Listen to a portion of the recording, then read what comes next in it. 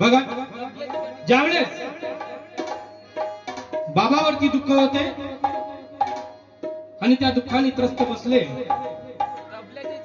त्यावेळेस बाबाकडे एक व्यक्ती आली, त्या व्यक्तीने मंत्र दिला. तो मंत्राचा तो विधी करण्यासाठी बाबा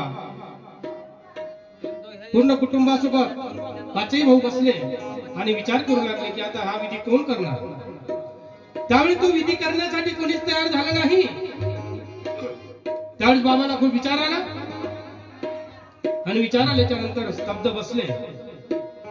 त्यावेळेस आई वाराणसी त्यांना काय म्हणते, आई वाराणसीचा बाबाला अगर साथ मिळाला नसता तरी का परमेश्वराची प्राप्ती झाली नसती. म्हणून आई बाबाला काय म्हणते ते ऐकून घ्या. अहो वाराणसी आई माऊली, अहो वाराणसी आई माऊली, बाबा जमदेव जिला बोलली.